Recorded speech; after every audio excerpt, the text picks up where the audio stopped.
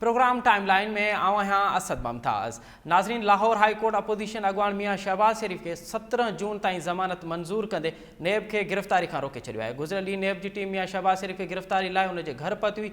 मियाँ शहबाज शरीफ घर में मौजूदगी न हुजण जे करे नेब खे वापसि वञणो पियो। अॼु ॿीहर सुबुह जो मियाँ शहबाज शरीफ जी गिरफ़्तारी लाइ लाहौर हाई कोर्ट जे ॿाहिरां नेब कोशिशि कई, पर अदालत जी मुदाख़लत ते उनखे ॿीहर नाकामी जी खे नसीब थी। हाँ छा शहबाज शरीफ वारी टार्ज़न नेब जी इहा पहिरीं नाकामी तस्वर कजे। ऐं ॿिए तरफ़ असां ॾिसूं था पिया त नेब रावलपिंडी सिंध जे वॾे वज़ीर सैद मुराद अली शाह खे सुभाणे स्ट्रीट लाइट प्रोजेक्ट में तलब करे वरितो आहे। हाणे ईंदड़ ॾींहंनि में जेका नेब जो तहरुक आहे उन जा सियासी मंज़रनामे ते कहिड़ा असर पवंदा ऐं 12 जून ते मुल्क जी बजट पेश थियणी आहे, उन में अपोज़िशन जो किरदारु छा हूंदो, इन तमामु तर सूरत हाल ते ॻाल्हाईंदासीं। हिन वक़्तु असां सां गॾु प्रोग्राम में शामिल आहे नून लीग जो अॻवान जनाब सिद्दीक़ुल फारूक साहब। सिद्दीक़ुल फारूक साहब, अस्सलाम वालेकुम। वालेकुम अस्सलाम व रहमतुल्लाह। अच्छा फारूक साहब, सबसे पहले तो ये बताइए कि मियाँ शहबाज शरीफ की गिरफ़्तारी का मकसद क्या था इस तमाम तर सूरत हाल में, जबकि 12 जून को हम देख रहे हैं कि बजट पेश होने वाला है, कोरोना की सूरत हाल है, तो आप क्या समझते हैं कि नेब की गिरफ़्तारी, मियाँ शहबाज शरीफ की गिरफ़्तारी के मकासद क्या हो सकते हैं? बिस्मिल्लाहिर्रहमानिर्रहीम। आपने बजट का हवाला देके खुद ही इस बात को वाज़ेह कर दिया कि उनकी कोशिश है कि नवाज शरीफ साहब जो लीडर ऑफ द अपोजिशन भी हैं उन्हें बजट से पहले गिरफ्तार कर लिया जाए। और आपको याद होगा कि जब इनके बहुत बड़े मिनिस्टर साहब जो बने हुए हैं शेख रशीद साहब, उन्होंने कहा था कि ईद के बाद नैब टार्जन बनेगा और दोनों तरफ गिरफ्तारियां होंगी, लेकिन वो गिरफ्तारियां फिर भी एक तरफा ही हैं। उनका मकसद कुछ भी नहीं है, अपोजिशन को तंग करना, अपनी दानिश में जलील करना और उन्हें यानी अगर एक लफ्ज भी कहें, तनकीद करें तो इन्हें बावजूद इसके कि ये हर महाज से बुरी तरह नाकाम है, इसने इन्होंने मुल्क को इक्तिसादी तौर पर तबाह कर दिया है। कोरोना के हवाले से ये कंफ्यूज हैं और कोई इनकी पॉलिसी नहीं बल्कि नुकसानदेह पॉलिसियां हैं। उसके बावजूद ये अपोजिशन को न सिर्फ ये कि उनके मशवरे नहीं लेते बल्कि वो चाहते हैं कि अपोजिशन का हर आदमी बिलखुसूस मुस्लिम लीग नून वो जेल में। अच्छा, अब तो ज़मानत हो गई है फारूक साहब मियाँ साहब की 17 जून तक। 12 जून को असेंबली का सेशन है, क्या मियाँ साहब जाएंगे असेंबली के सेशन में? जी मैं देखिए, एक तो उन्होंने ये बात की है कि इसमें कोई शक नहीं कि उनकी उम्र जो है एक कम 70 साल है, इसमें भी कोई शक नहीं। सबको मालूम है कि वो कैंसर के पेशेंट हैं, इलाज उनका जारी है। ये उम्र जो है ये कोरोना के लिए खासी यानी ऐसी उम्र है कि इसमें कोरोना अटैक कर सकता है। अब अगर इजलास जो है वो जो कोरोना से बचने के उसूल हैं कि वो 6 फुट के फासले पे होता है, तो फिर मास्क और सैनिटाइजर और ये चीज़ें जो है वो करेंगे और मैं उम्मीद करता हूँ कि वो असम्बली में जाके अपना किरदार अदा करेंगे। अच्छा फारूक साहब, आपने कोरोना का जिक्र किया, लेकिन क्या बात है कि मियाँ साहब नेब की ऑफिस तो कल नहीं गए, लेकिन आज गमे जफीर था हाई कोर्ट में, वो वहाँ पेश हुए हैं, कारकुनों की बड़ी तादाद थी, वहाँ कोरोना का ख्याल नहीं किया गया और कोरोना का बहाना बना के या कोरोना को मद्देनज़र रखते नेब ऑफिस नहीं गए मियाँ साहब। बहाना तो नहीं है जी, अपने जो कारकुन आए हैं वो तो पूरी तरह से पाबंदी करके आए हैं, वो सैनिटाइजर लगा के आए लेकिन हैं, मास्क लगा के आए हैं। हाँ ये बात जरूर है कि वहाँ कोर्ट में लोग करीब हो गए हैं, तो मेरा ख्याल है अदालतों का अपना भी एक निज़ाम होना चाहिए कि वहाँ भी ये सारे SOPs पर अमल हो। तो इस सिलसिले में तो अदालतों को नोटिस लेना चाहिए, लेकिन वहाँ तो कुछ ज़्यादा वक्त नहीं खड़े रहे। अब उन्होंने ये भी बता दिया है कि नैब के तो कुछ अफसर खुद कोरोना का शिकार हुए हैं, तो उनको ये बुलाएंगे। दूसरी बात ये कि इस मुकदमे की हैसियत नहीं है, ये 2018 में इसकी तफ्तीश कर चुके हैं और ये वो खानदान है जो 1936 से सनतकारी में है। 1962 में इसके पास 7 कारखाने थे, 7। पाकिस्तान का सबसे बड़ा स्टील का कारखाना इत्तेफाक फाउंड्री, जिसमें शुगर मिल्स बन रही थी, जिनमें रोड रोलर बन रहे थे, जिनमें पीटर इंजन बन रहे थे, इस तरह की सनत थी जी उनके पास। सही। अच्छा फारूक साहब, आप समझ रहे हैं कि क्योंकि मियाँ साहब को पहले पता था कि अगर वो नेब ऑफिस गए तो वो गिरफ्तार होंगे, इसलिए वो कल नेब नहीं गए? उन्होंने तो पहले जो दरख्वास्त अपना پٹیشن کہہ لیں, درخواست کہہ لیں, جو ہائی کورٹ میں دی تھی یہی تھی نا کہ انہیں گرفتاری کا خطرہ ہے. دوسری بات یہ ہے کہ جو تو فاروق صاحب گرفتار تو شہباز شریف صاحب پہلے بھی ہو چکے ہیں, شریف خاندان پہلے بھی گرفتار ہوا ہے, اس مرتبہ گرفتاری سے کیوں مطلب دوری کیوں ہے گرفتاری سے؟ دیکھیے ابھی آپ کو میں نے عرض کیا ہے کہ ایک آدمی جو ہے اس کو خطرہ ہے. گرفتاری سے کیا مطلب؟ یعنی نیب جو کرتی رہے ہم عدالت بھی نہ جائیں؟ نہیں عدالت تو 13 مہینے سے جیل میں ہے, کوئی ریفرنس نہیں ہے. احسن اقبال صاحب 8 مہینے جیل کاٹ کے آئے, کوئی ریفرنس نہیں ہے. شاہد خاقان صاحب 8 مہینے جیل میں رہے, کوئی ریفرنس نہیں ہے. رانا ثناء اللہ صاحب 7 مہینے جیل میں رہے, کوئی ریفرنس نہیں بن سکا. تو یعنی یہ مطلب ہے الزام لگا کے چپ کر کے قید کر دو, بس یہ ان کا کام ہے.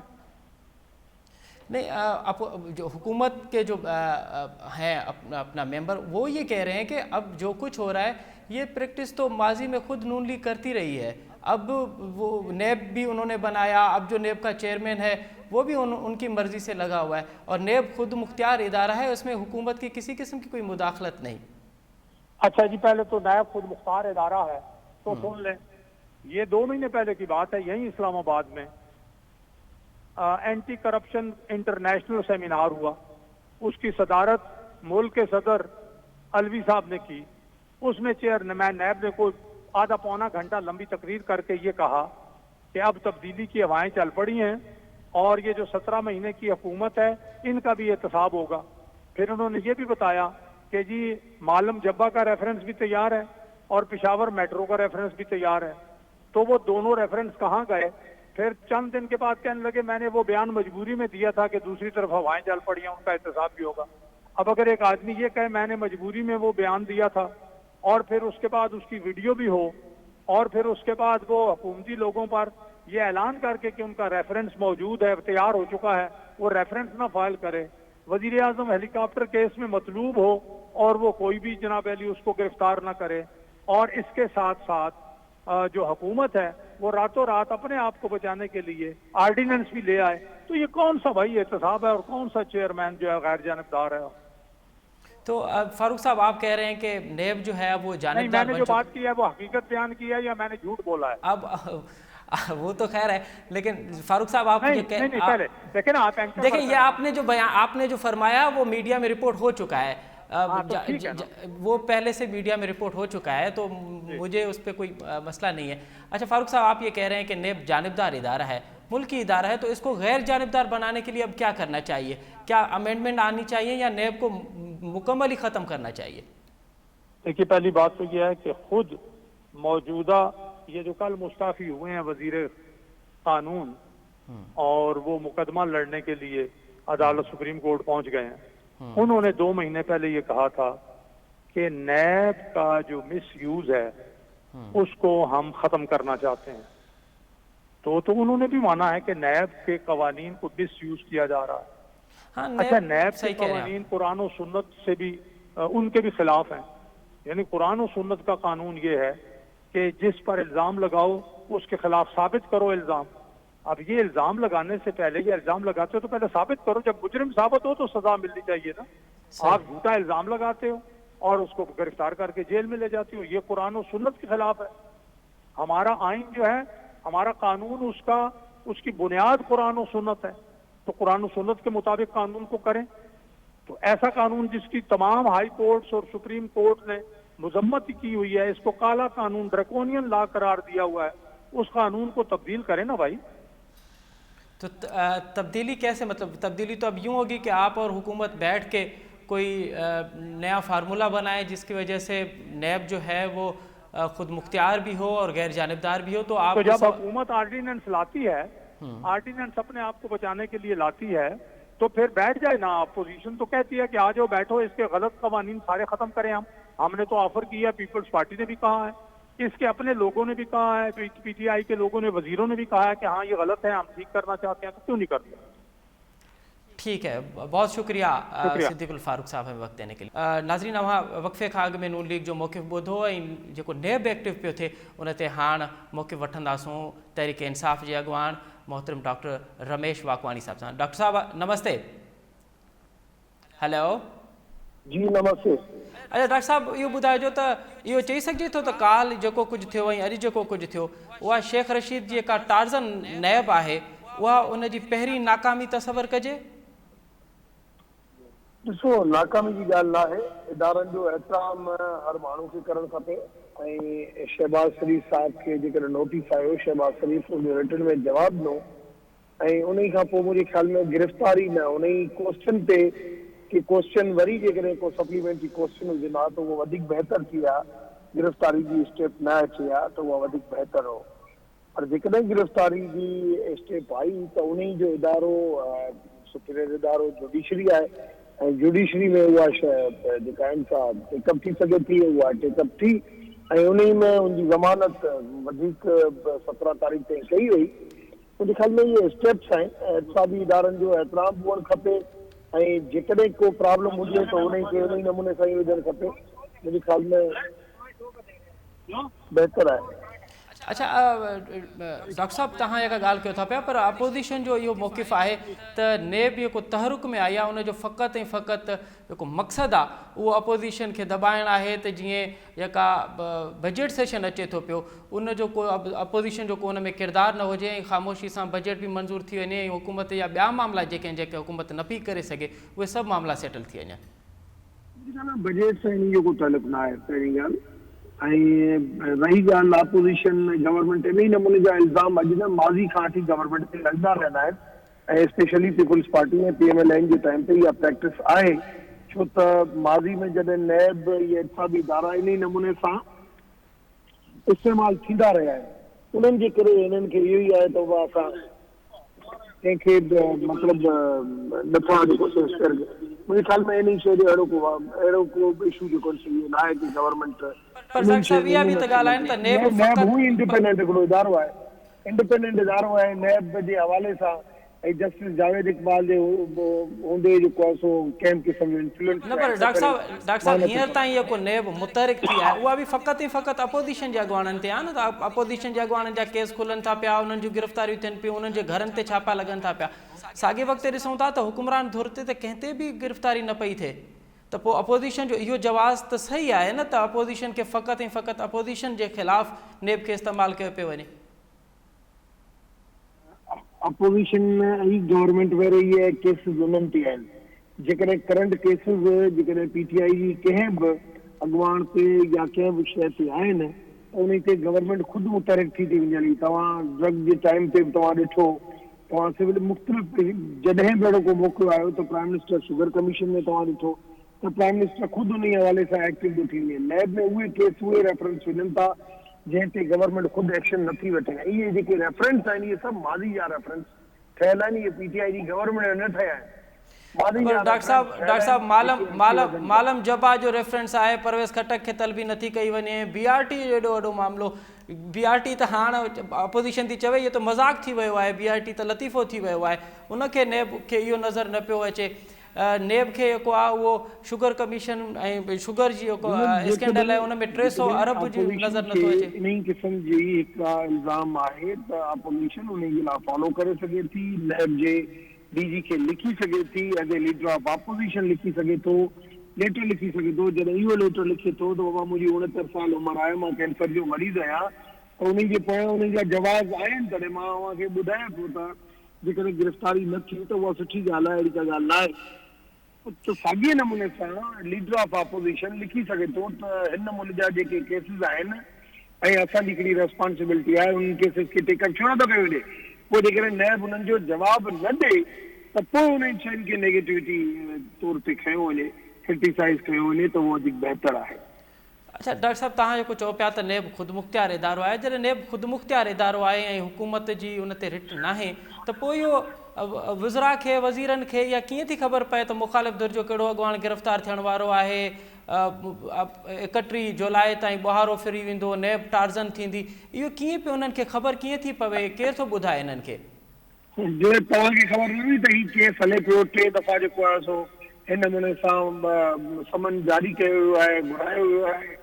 जेके केस आहिनि उन जॾहिं ख़बर हुजे थी त माण्हू पंहिंजी अज़म्पशन लॻाए सघे थो। ख़बर त नेब न पोइ त इहो चइजे त नेब जेका कार्रवाई करे थी पई उहा लीक थी वञे किथे नेब जे अंदरि को अहिड़ो को फॉल्ट आहे जो उहा कार्रवायूं बि लीक थी वञनि जेको कुझु थिए थो मां नथो सम्झां कि नैब जी कार्रवाई जेका लीक थिए थी या सभु जेका बि शइ आहे पोइ डॉक्टर साहब प्राइम मिनिस्टर खे इहा कीअं ख़बर पई त शहबाज शरीफ़ जे ख़िलाफ़ वाज़े सबूत आहिनि ऐं उहो बची न सघंदो?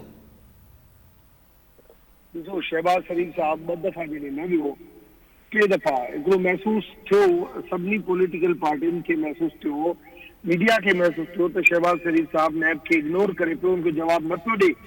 जेकर जवाबु न ॾिनई त गिरफ़्तारी थी सघे थी, पर जेकॾहिं हुन लेटर लिखई इन खां पोइ बि नैब मुतहरिक थी सघे थी, उन में को जो हर्ज न आहे। न माना इग्नोर करणु हिकु अलॻि मसइलो आहे, पर हाणे वाज़े सबूत आहिनि इहा ॻाल्हि सम्झ में नथी अचे। तव्हां चओ था त बाबा शेख रशीद चयो त वाज़े सबूत आहिनि। न, प्राइम मिनिस्टर जी स्टेटमेंट हुई त शहबाज शरीफ़ हाणे बची न सघंदो, उन वटि उनजे ख़िलाफ़ वाज़े सबूत आहिनि। अव्हां चओ था त नेब ख़ुदि मुख़्तियार इदारो आहे, उन ते हुकूमत जी रिट न आहे, उहो पाण पंहिंजा फ़ैसिला थो करे, उन जो जेको कुझु बि थिए पियो उहो उन जो ज़िम्मेवार पाण आहे, हुकूमत जो उन सां कंहिं क़िस्म जो को वहिंवार न आहे। मां सम्झां थो त अहिड़े क़िस्म जूं इंडिपेंडेंट इदारनि जे हवाले सां पॉलिटिशियन खे स्टेटमेंट्स न ॾियणु खपनि, चाहे उहो असांजो इंफॉर्मेशन जे तरफ़ां हुजे, चाहे शेख रशीद जे तरफ़ां हुजे। अहिड़ियूं स्टेटमेंटूं अचण सां इदारा कंट्रोवर्शियल थी वञनि था ऐं इन्हनि इदारनि जी, पर इहा शइ जी 100% गारंटी थी ॾियां त नैब जे अंदरि इन्फ्लुएंस या इंटरफेरेंस त उतां कंहिं क़िस्म जो लीकेज न आहे। अच्छा डॉक्टर साहब, अव्हां सम्झो था त नेब जी जेको माज़ी में किरदारु रहियो आहे ऐं जेको हाणे असां ॾिसूं था माज़ी क़रीब में जेको किरदारु रहियो आहे, ऐं हींअर जेको वज़ीर जेका कमेंट्री कनि था नेब जे हवाले सां, उन हवाले सां नेब ख़ुदि हिकु कंट्रोवर्शियल थी वियो आहे। त पीपुल्स पार्टी PMLN जी हुकूमतूं आयूं, 99 में नैब ठहियो त उन्हनि ॿिन्ही इदारनि उन्हनि जो रिफॉर्म न कयो। अॼु वरी बि जस्टिस जावेद इक़बाल जी सरबराही में जीअं पहिरीं कमर ज़मान चौधरी हो, उन ई टाइम ते तव्हां इल्ज़ाम लॻाया थिए त असां चवंदासीं त बिल्कुलु नथो करे। मां ख़ुदि उनजो शाहिद आहियां, मियां साहब खे 2 दफ़ा चयोसीं, हे आहिनि चौधरी निसार चई, मां चयो, शहबाज शरीफ़ चई, पर कंहिं चई न, छॾे ॾियो बसि, अभी हमारी बारी हो जो उसकी बारी। जस्टिस जावेद इक़बाल जे हूंदे इहे ॻाल्हियूं पॉसिबल न आहिनि। माना तव्हां इहो त चओ था न त नेब ख़ुदि कंट्रोवर्शियल बणियल आहे। जस्टिस जावेद इक़बाल खे कंहिं लॻायो? इन ॿिन्ही पॉलिटिकल पार्टीज़ लॻायो ऐं वरी बि असां उन ई माण्हू खे चऊं था त इहो बहितर माण्हू आहे ऐं सही नमूने सां कमु करे थो। अव्हां छा था सम्झो त हाणे नेब जा के आहिनि कानून, उन्हनि में तरमीम जी ज़रूरत आहे त जीअं नेब जेका कंट्रोवर्शियल थी वई आहे? इलेक्शन कमीशन ऐं एहतसाबी इदारा, ये 2 हिकिड़ा अहिड़ा इदारा आहिनि जंहिं इदारनि ते फुल कॉन्फिडेंस हुअणु खपे हर पॉलिटिकल पार्टी। नाज़रीन, नेब जेका आहे उहा टार्ज़न थींदे नज़र अचे पई। काल अव्हां मियां शहबाज शरीफ़ सां जेको कुझु थियो उहो अव्हां ॾिठो, अॼु उनखे ज़मानत थी, ऐं सुभाणे रावलपिंडी नेब CM सिंध साईं मुराद अली शाह खे तलब करे वरितो आहे ऐं उन्हनि ते इल्ज़ाम आहे त जेको स्ट्रीट लाइट जो प्रोजेक्ट आहे उन में करप्शन थी आहे। इन मौज़ू ते ॻाल्हाईंदासीं। हिन वक़्तु असां सां गॾु प्रोग्राम में शामिल आहे पीपल्स पार्टी जी सेनेटर मोहतरमा ससी पलीजो साहिबा। ससी पलीजो साहिबा, अस्सलाम वालेकुम। वालेकुम अस्सलाम। अच्छा मैडम, कीअं था ॾिसो इन तमामु तर सूरत हाल खे? काल जेको लाहौर में थियो ऐं अॼु ज़मानत थी वई आहे अपोज़िशन अॻुवाण मियां शहबाज शरीफ़ जी, सुभाणे साईं मुराद अली शाह खे नेब तलब करे वरितो आहे। इन तमामु तर सियासी मंज़रनामे में नेब जे तहरुक वठण वारे इन अमल खे कीअं था ॾिसो? नैब जो इहो तहरुक वठण वारो अमल कोन्हे। नैब जो जेको आहे हिकिड़ो उनखे ग़लति तरीक़े सां उनजो इस्तेमालु आहे। मुल्क हींअर जंहिं सूरत हाल मां गुज़रे पियो, कोरोना हुजे, जेको माकड़ हुजे, मुआशी मसइला हुजनि ऐं हॉस्पिटल जा मसइला हुजनि, लॉकडाउन जी इशू हुजे, छो त हींअर इलाही राइट थी आहे, इलाही वधिया आहिनि, पार्लियामेंटेरियन जी डेथ बि थियनि। अॼु बि पाण ॻाल्हायूं पिया हींअर त ख़बर पख्तूनख्वा में हिकिड़े पार्लियामेंटेरियन जी डेथ थी आहे, ॿियो पॉज़िटिव आया आहिनि, ऐं हिकिड़ो पंजाब असेंबली में नून लीग जे हिकिड़े मेंबर जी डेथ थी आहे। कल्ह असांजे भाउ, प्यारे भाउ ऐं इंतहाई हर्दिल अज़ीज़ सूबाई वज़ीर मुर्तज़ा बलोच साहब जी जेतिरी बि असीं ताज़ियत कयूं, ॾुख वंडियूं, ओतिरो घटि आहे, उनजी डेथ थी आहे। ऐं जिते एतिरो ख़ौफ़ हरास ऐं हिकिड़ो अजीब ग़रीब अफ़रा तफ़री वारो माहौल हुजे, जिते अवाम लाइ वधि में वधि रिलीफ ऐं डॉक्टर्स लाइ ऐं सूबनि खे जेको आहे वधीक कोऑर्डिनेशन हुअणु खपे। तव्हां ॾिठो त सॼो ज़ोर हिन गवर्नमेंट जो जेको आहे उहो अपोज़िशन खे विक्टिमाइज़ करण जो आहे। ऐं तव्हां जेको हींअर सवाल कयो या ॻाल्हि जेका रखी CM सिंध जे हवाले सां, त पाकिस्तान पीपल्स पार्टी जी लीडरशिप जेका आहे उहा चाहे टॉप लीडरशिप असांजी हुजे या असांजा जेका आहिनि CM साहब आहिनि या ॿिया जॾहिं बि नायब चयो आहे, हालांकि उहे विक्टिमाइज़ेशन असीं तसवर कयूं था, सम्झूं था ऐं आहे बि, पर असां न कोर्ट्स कचहरी खां ॾिना आहियूं, न को भॻा आहियूं, न मुल्क छॾे हेॾां होॾां थिया आहियूं। असां फेस कयो आहे ऐं असां सम्झूं था त CM साहब सम्झनि था त हुनजा हथ साफ़ आहिनि। ऐं त उहो बयानु हालांकि हिते सिंध में तव्हां ॾिठो त हर लम्हो इलाही अहम आहे, हर शइ ते CM साहब खे ऐं हुनजी कैबिनेट खे, हुनजी पूरी टीम खे नज़र रखणी थी पए। त अहिड़नि ॾींहंनि में जिते वधीक तवजा असांजी हिन कंट्रोल करण ते हुजे, जेको कोरोना जो तमामु हींअर पाण हुन में जेको गुज़िरियल महीने अमेरिका ऐं इटली हुआ उन फेज़ मां असीं पाकिस्तान गुज़रे पियो, बजाए हिन जो हिकिड़ी हिकिड़ी जान कीमती थिए थी, असीं उन्हनि खे बचायूं, टेस्टुनि जो पंहिंजो वधायूं अंग ऐं जेके WHO जा स्टैंडर्ड्स उन्हनि खे असीं ऑब्ज़र्व कयूं। असांखे कोशिशि कई पई वञे त डाइवर्ट करे अहिड़नि मामलनि में जेके शयूं ई बेसलेस आहिनि। अच्छा, तव्हां छा था सम्झो त नेब जेको या हुकूमत जेको विक्टिमाइज़ अवां चयो पिया त अपोज़िशन खे विक्टिमाइज़ कई पई वञे, सबब कहिड़ा आहिनि, कहिड़ा कारण आहिनि जो अपोज़िशन खे दॿाइण जी कोशिशि कई पई वञे?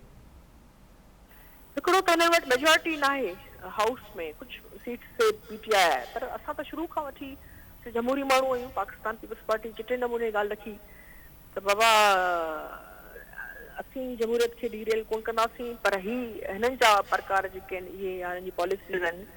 ऐं तव्हां असां ॾिठो त हीअ जेके बि इंक्वायरी थियूं त उन्हनि ते त को एक्शन कोन खणे, ऐं जेके हिननि जा माण्हू आहिनि जिन ते हक़ीक़तनि में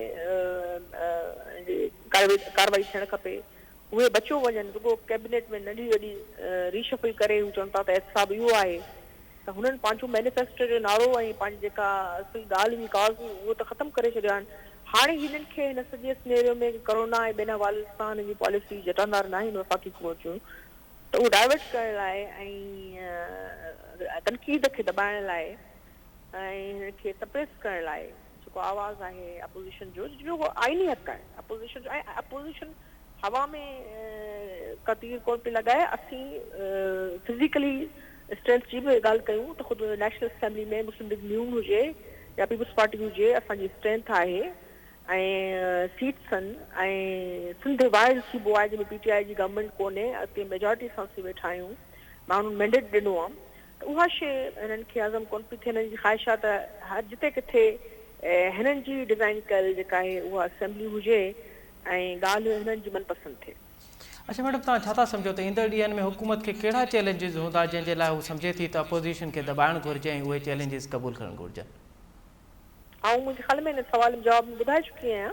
वाशी मसइलो जेको आहे जंहिंजे करे हिन लॉकडाउन नरम करे छॾिया ऐं माण्हुनि खे हिकिड़े अज़ाब में ऐं हिकिड़ो तमामु ॾुखी सूरत में विझी छॾियो, पर असां ॾिठो त हिननि कयो उन तरीक़े सां क़दम खयां कोन। कोऑर्डिनेशन कमेटी आहे पर उते फ़ैसिला जेके थियनि था ॿिए ॾींहुं वरी ऐं पोइ वरी कोर्ट जा मथां फ़ैसिला अची वञनि था।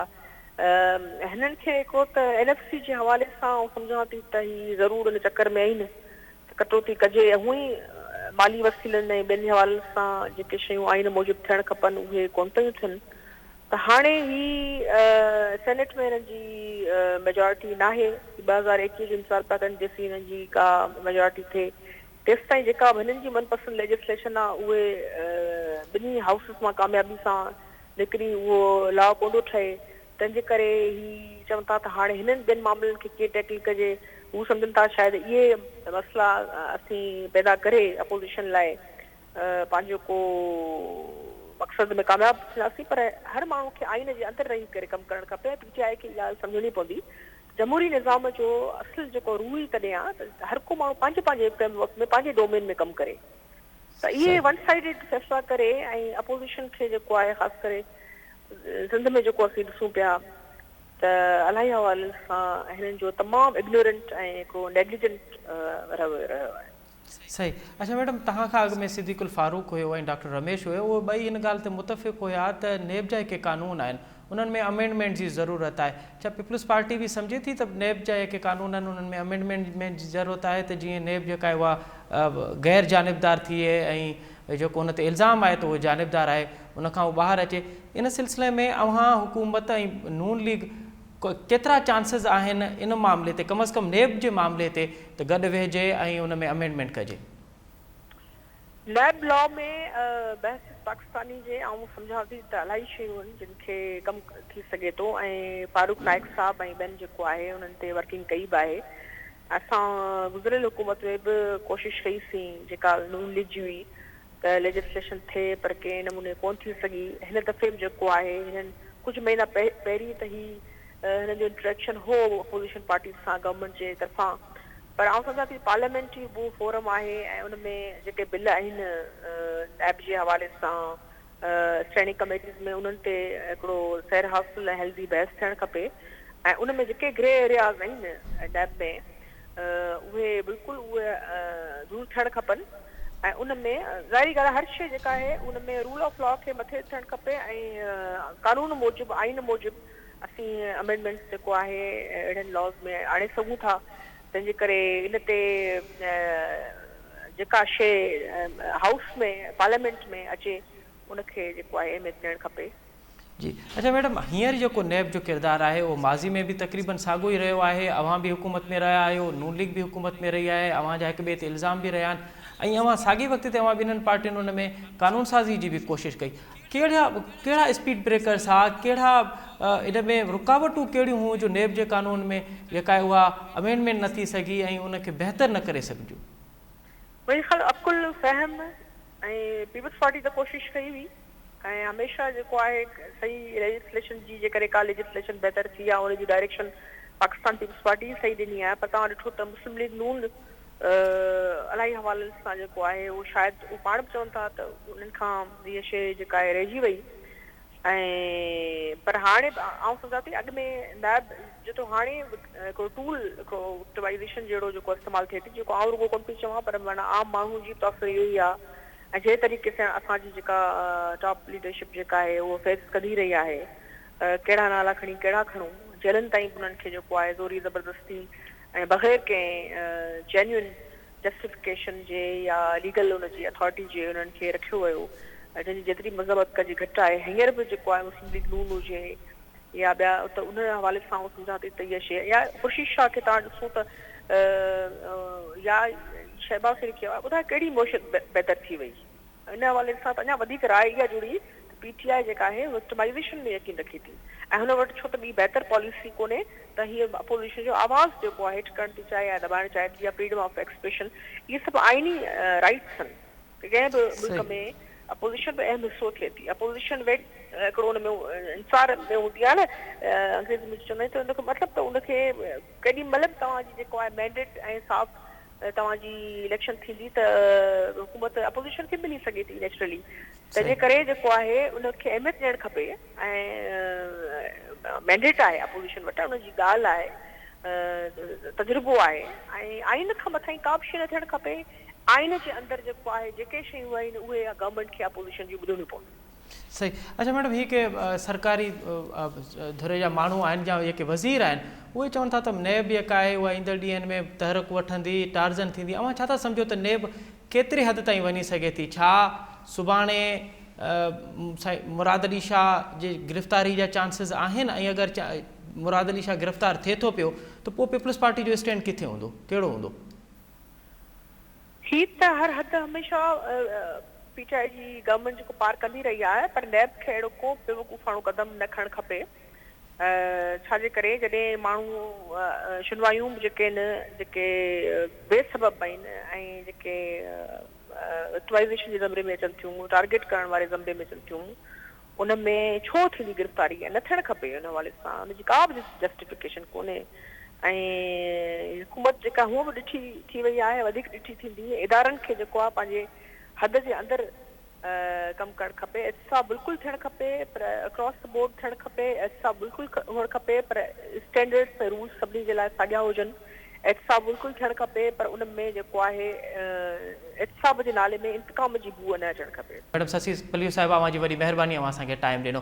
नाज़रीन, हिन सां गॾु प्रोग्राम जो वक़्तु पंहिंजी पुॼाणी ते पहुतो, मूंखे ॾींदा इजाज़त। अल्लाह वाहिद।